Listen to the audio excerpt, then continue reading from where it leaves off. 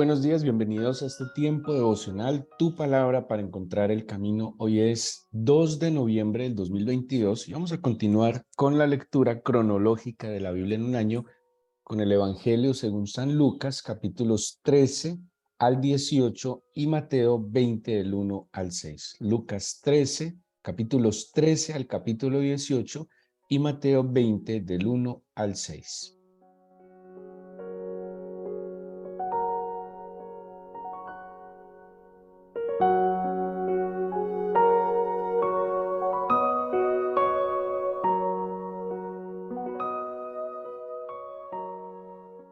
Quisiera invitarles a que sigamos esta lectura con nuestras Biblias, que prendamos la luz, que abramos nuestra Biblia y podamos seguir y acompañar la narración que nos está haciendo Lucas, el evangelista, del camino que el Señor Jesús está emprendiendo desde la Galilea hasta Jerusalén. Así lo vemos entonces en el capítulo 9, versículos 51 y 53, como el Señor Jesús afirma su rostro para ir a Jerusalén.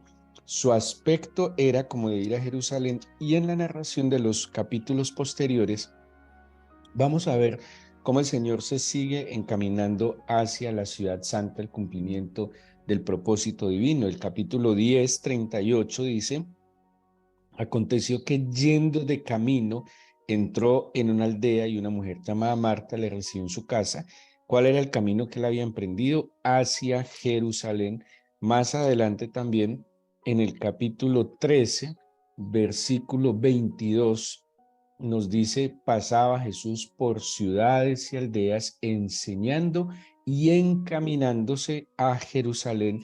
Y bueno, y así va a seguir en el capítulo 18, capítulo 19, capítulo 17 también, como de alguna manera Lucas dejándonos esa señal o mostrándonos el camino que está siguiendo el Señor Jesús hacia Jerusalén, ¿sí? Como dejándonos claro que él, en lo que empieza contándonos en el capítulo 9:51, se va a concluir hasta el capítulo 19, cuando el Señor entra a Jerusalén, que es la entrada triunfal a Jerusalén, y cuando luego el Señor va al templo y purifica el templo, ¿sí? En este camino, bueno, este camino es extraordinario. Los capítulos que nos anteceden a lo que estamos leyendo hoy tienen una cantidad de situaciones, de instrucciones, de enseñanzas. Yo lo veo así. Lo que nos quiso transmitir Lucas al hacer esta síntesis de la vida y obra del Señor Jesús es mostrándonos este énfasis de lo que serían los últimos días. El Señor se está encaminando hacia el cumplimiento pleno de su propósito o del propósito del Padre con él. Y es donde empieza a hacer énfasis en la medida en que se acerca a este cumplimiento. Cada vez va haciendo más énfasis en lo que no se puede pasar por alto en nosotros como discípulos y en aquellos que en aquel momento estaban caminando con él. El capítulo 15, yo les explicaba en alguna oportunidad un término que se utiliza para estudiar la Biblia, sobre todo el Nuevo Testamento, y es las perícopas. Las perícopas son unas secciones en las que se va dividiendo los textos bíblicos para tener una mejor comprensión de su contexto. Y una perícopa generalmente es una sección delimitada, ya sea por un lugar físico, por un espacio de tiempo, por una situación y por unos, voy a decirlo de esta manera, como unos protagonistas que están en esta sección. Para darles un ejemplo, el capítulo 14, 25 de Lucas dice: el capítulo 14, versículo 25 dice: grandes multitudes iban con él y volviéndose les dijo. Aquí nos está dando una situación, ¿sí?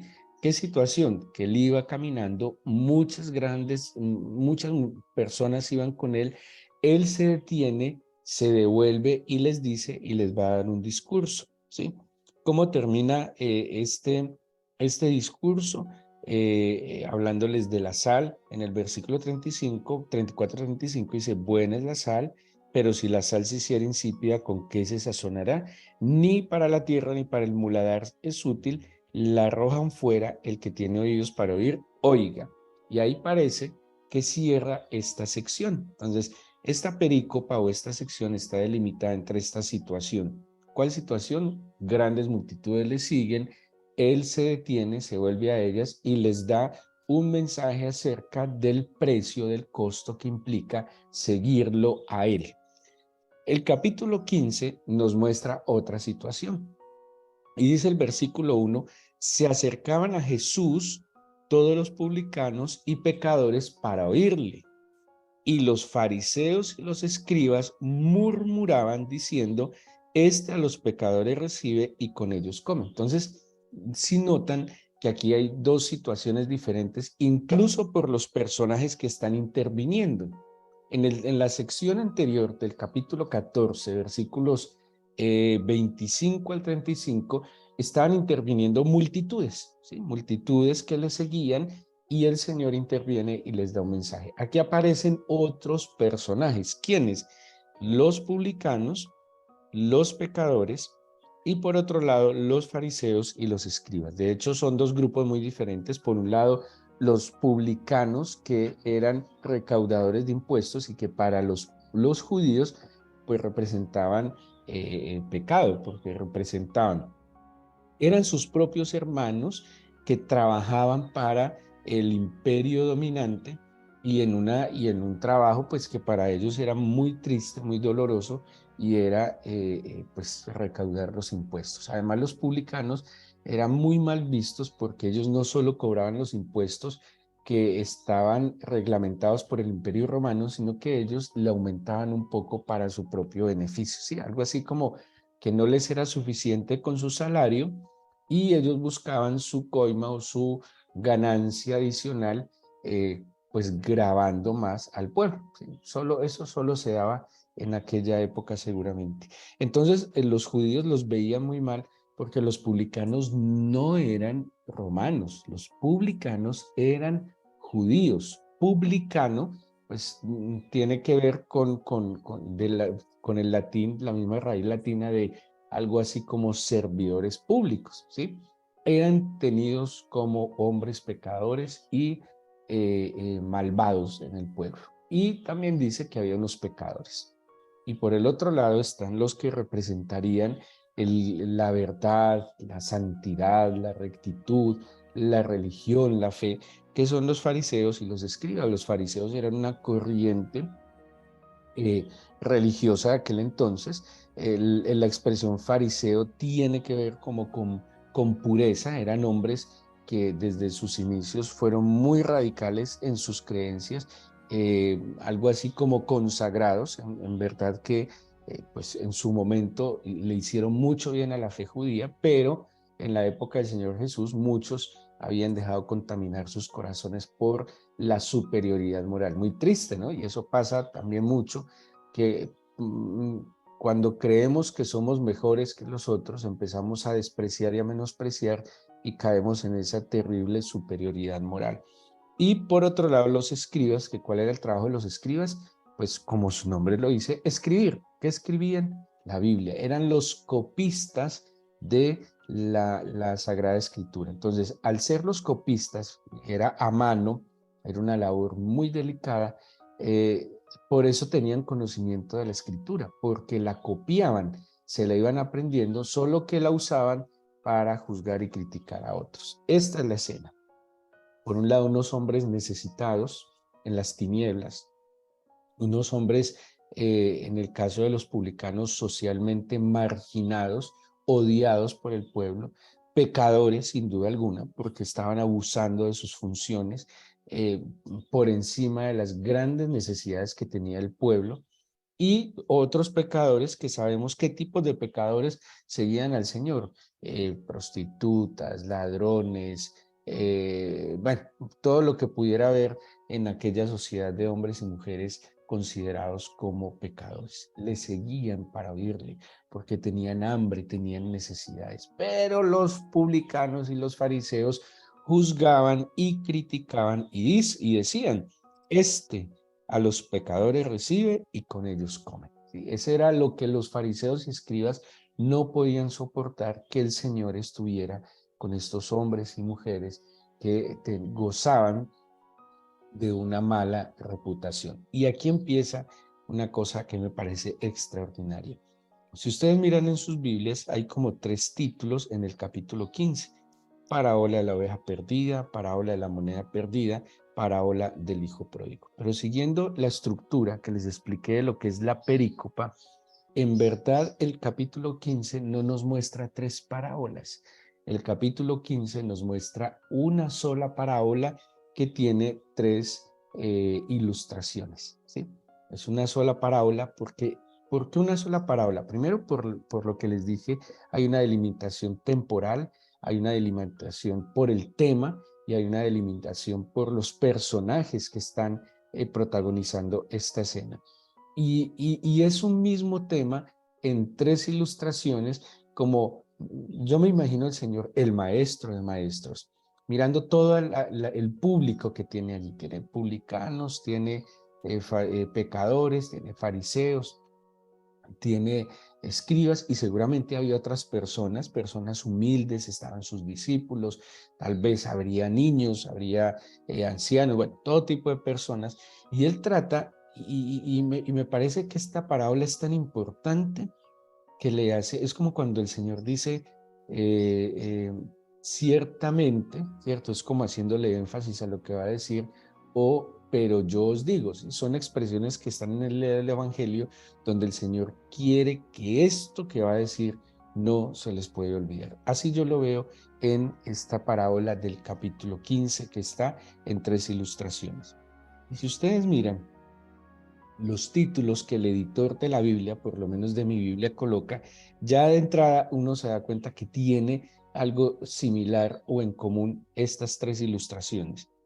Una oveja perdida, una moneda perdida, y cuando hablamos del hijo pródigo estamos hablando de un hijo perdido, ¿sí? Entonces, si miran las 3 ilustraciones tienen que ver con algo que se perdió.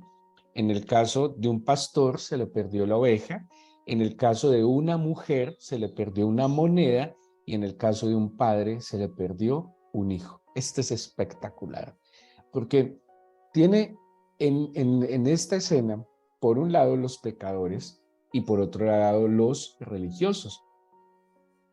Por un lado, los necesitados y por otro lado, los que creen que no lo necesitan, ¿sí? Porque seguramente los fariseos y los escribas consideraban que ellos eran superiores moralmente a los que consideraban pecadores. Entonces, estos no necesitan, no creen no necesitar, y por el otro lado están los hambrientos, los sedientos y necesitados de la verdad del Señor. Y aquí en esta parábola vemos entonces, en estos 3 aspectos, lo que el Señor, cómo el Señor valora lo que el mundo considera que está perdido, ¿sí? Cómo el Señor guarda, busca y valora lo que se ha perdido. Los fariseos y escribas, cuando miran a los publicanos, a los pecadores, seguramente ¿qué están viendo? Personas que están perdidas. Y no solo pueden ver personas que están perdidas, sino tal vez pensarían, porque eso a veces pensamos nosotros, los que se supone que somos la luz del mundo, que no hay esperanza para el que está perdido. Perdido está, perdido se quedará. Y de hecho a veces nos sentamos en una silla de juicio para señalar al que está en las densas tinieblas, pero en verdad, ¿qué hacemos nosotros para llevar esa luz admirable? ¿Qué hacemos nosotros para llevar la salvación a aquellos que están perdidos? Estén seguros que los que hoy pecan deliberadamente, le hacen mal a la sociedad, pues de alguna manera el Señor quiere darles una oportunidad, por lo menos darle la oportunidad, ¿sí? Por lo menos que haya algo, alguien que les hable que hay un camino diferente. Ya listo, si ellos decidieron seguir en el camino de la muerte, en el camino de la perdición, en el camino de la maldad, fue su decisión, pero que haya habido una opción. Y yo también tengo un llamado a darle la opción a aquellos que están perdidos. El pastor, que es el primer bloque en el capítulo del versículo 3 al versículo 7. Dice que le refirió esta parábola diciendo, bueno, aquí también ¿Qué señales tenemos de que es una sola parábola? Porque dice el 3, le refirió esta parábola diciendo, en el 8 dice, oh, qué mujer, mira que aquí no dice, les dijo también otra parábola, sino que en este mismo texto nos habla de esta parábola en el 8 cuando habla de la mujer, de la moneda de la mujer, de la moneda perdida de la mujer, nos dice, oh, qué mujer, y cuando nos va a hablar del hijo perdido en el 11 dice, también dijo, ¿sí? O sea, que la parte de la moneda y la parte del hijo está complementando la parábola que empieza con la ilustración de la oveja perdida. Pero miremos datos bien interesantes acá. En el primer bloque que habla de la oveja que se le pierde al pastor, dice, ¿qué hombre de vosotros teniendo 100 ovejas, si pierde una de ellas, no deja las 99 en el desierto y va tras la que se perdió hasta encontrarla? Y cuando la encuentra, la pone sobre sus hombros gozoso. Así, al llegar a casa, reúne a sus amigos y vecinos diciéndoles, gozaos conmigo, porque he encontrado mi oveja que se había perdido. Aquí nos está dando un dato. Una de 100, ¿sí? Algo así como el 1% de las ovejas que se perdió. ¿Qué hace el pastor? La busca, la encuentra y cuando la trae sobre sus hombros, reúne a sus amigos y celebra gozoso que encontró la una de 100 que se le había perdido. Mira que tienen estos bloques o estas ilustraciones cosas muy similares. El siguiente bloque, versículo 8. O ¿qué mujer que tiene 10 dracmas se pierde una dracma, no enciende la lámpara y barre la casa y busca con diligencia hasta encontrarla? Y cuando la encuentra, reúne a sus amigas y vecinas diciendo, gozaos conmigo, porque he encontrado la dracma que había perdido. Aquí tenemos entonces, ya no tenemos una de 100, sino una de 10. Una dracma, bueno, había como, el dracma se utilizó en dos tiempos, una moneda. En la época de los persas era una moneda de oro, en la época de los griegos era una moneda de plata, que yo creo que esta dracma tiene que ver más con la moneda griega por la época, y esta dracma equivalía a un denario, y sabemos que el denario era el salario de un día. O sea que la verdad a la mujer se le perdió el salario de un día. Valía la pena buscar la dracma. Pero miren qué hace que me parece extraordinario. Enciende la lámpara, barre la casa, busca con diligencia hasta encontrarla. O sea, la mujer no iba a parar la búsqueda hasta que encontrara esta dracma, ¿sí? Así hace también el pastor. Deja las 100, va y busca y encuentra la oveja y la trae gozoso. Aquí hay dos cosas también que coinciden. Celebran con sus amigos con gozo, ¿sí? Cuando encuentran lo perdido, celebran con sus amigos con gozo. Y el último bloque que nos habla del hijo, aquí el hijo, bueno, aquí obviamente entra en juego la voluntad del hombre. La dracma no tenía la voluntad de perderse. La oveja no tenía la voluntad de perderse. El hijo sí tenía la voluntad de perderse porque toma la mala decisión de pedirle a su padre la herencia, se va de su casa, se malgasta la herencia. Seguramente ustedes han leído muchas veces esta parte de esta parábola. Cuando está deseando comer el alimento de los cerdos, que esto ya es haber bajado a la peor condición, porque los cerdos son un animal impuro para el judaísmo y que un judío piense en comer cerdo es porque está en la condición más baja que pudiera estar. Estando allá reflexiona, dice, vuelve en sí, regresa a su padre. Cuando regresa a su padre lo ve de lejos, se tira hacia él, lo abraza, lo recibe y mire lo que dice, versículo 22. Saca el mejor vestido, le visten, le ponen un anillo en su mano, calzado en sus pies, traen el becerro gordo, lo matan, coman y hacen fiesta. Y dice, versículo 24, porque este mi hijo muerto ha revivido, el que se había perdido es hallado, y comenzaron a regocijarse. Esta parte de la parábola nos dice que él tenía dos hijos y el hijo menor fue el que se fue. Entonces, miren las proporciones. Una de 100, uno de 10, una de 10 y uno de 2.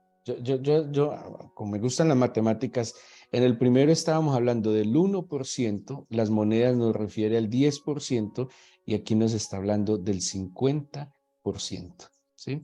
Uno de 100, uno de 10, uno de 2. El 1, el 10 y el 50% de lo que tenía se perdió.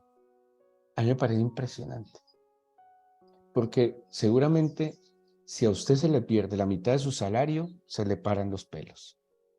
Si se le pierde el 10% de su salario, ¿sí?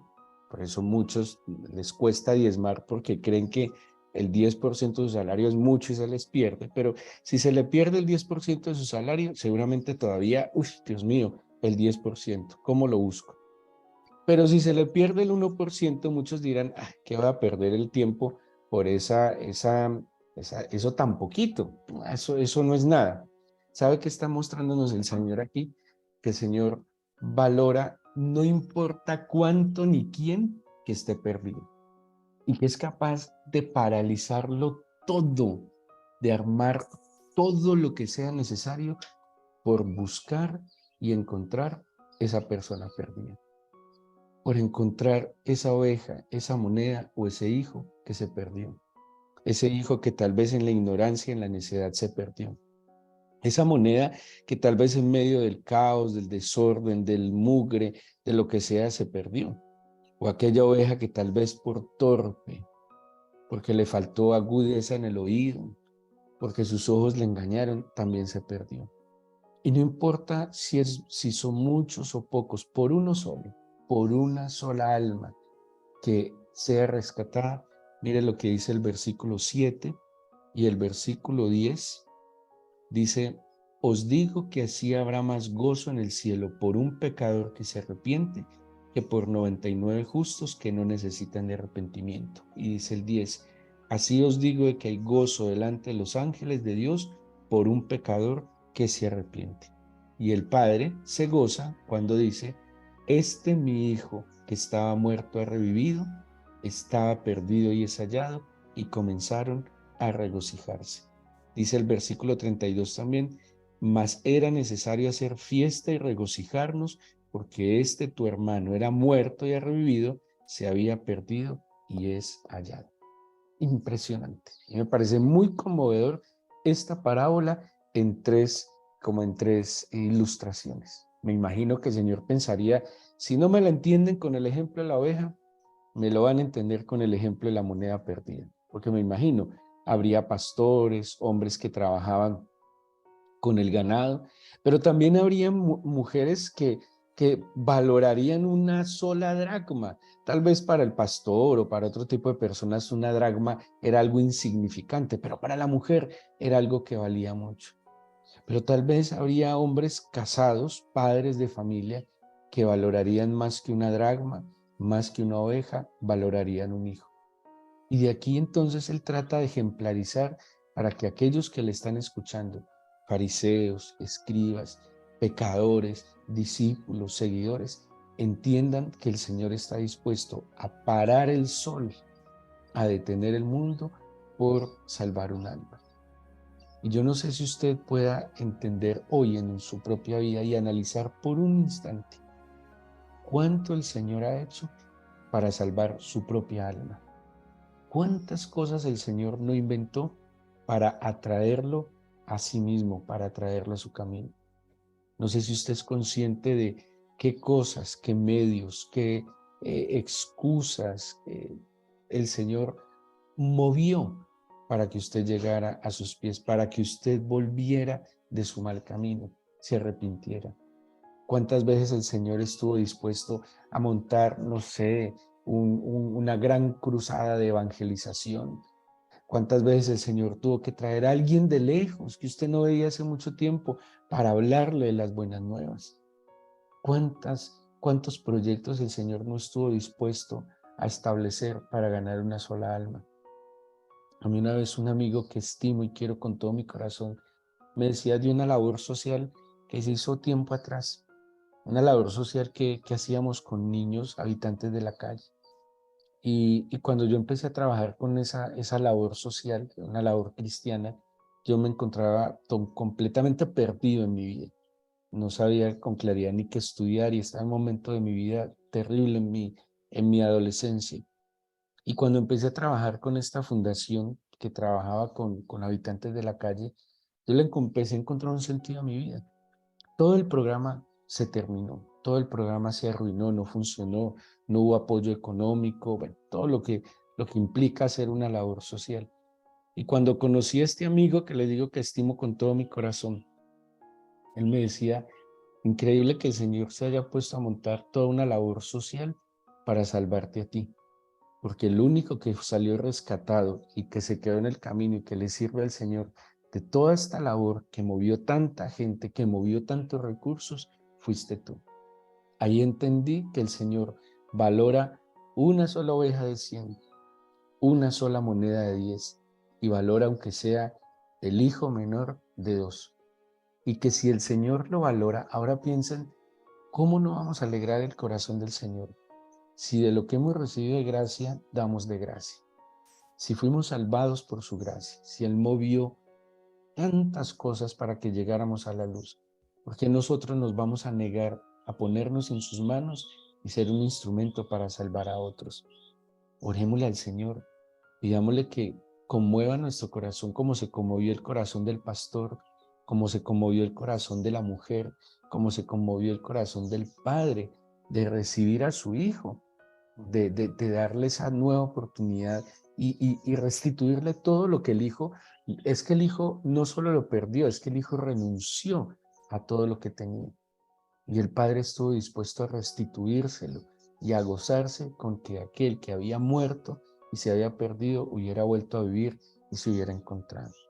Así que primero oremos en gratitud porque el Señor hizo de todo para salvarnos, pero también de esa gratitud, de esa gracia recibida, orémosle al Señor que nos ayude a ser como este pastor, como esta mujer increíble, dice, barrió su casa, buscó y ojo, encendió la lámpara. Le podemos dar la interpretación que queramos a esta gran parábola de todo lo necesario que hay que hacer para ganar un alma. No escatimemos, en serio, el esfuerzo, no escatimemos ni siquiera los recursos. Aquí no importó, porque allá afuera hay mucha gente y cada vez se multiplican más que están en las densas tinieblas. Vamos a orar y entregarle este día al Señor en oración.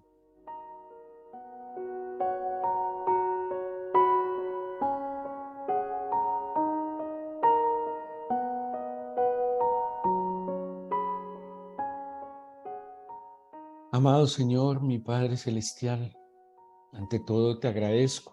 Yo le invito a que de todo corazón le agradezca al Señor la vida que le concedió. Estábamos perdidos en nuestros pecados, ignorantes y ajenos a la verdad. Y el Señor se sirvió de un pastor, de una mujer, de un padre que nos buscó diligentemente, que nos halló. Hoy agradezca ese medio a través del cual llegó el Evangelio a su vida. Sus padres, un amigo, un familiar lejano, una circunstancia, un evento cristiano, una dificultad, un problema, alguien que le abortó en la calle, en un avión, en un bus, alguien que le abortó en la clínica cuando más necesitaba una oración. No importa el medio que el Señor usó para salvarnos hoy, agradezcámosle porque nos valoró. Porque el Señor no vio lo que la sociedad tal vez veía, un hombre, una mujer pecadores. El Señor vio un alma necesitada, hambrienta y sedienta de justicia y de verdad. Démosle gracias al Señor por cada persona y medio que intervenió en nuestra salvación y restauración.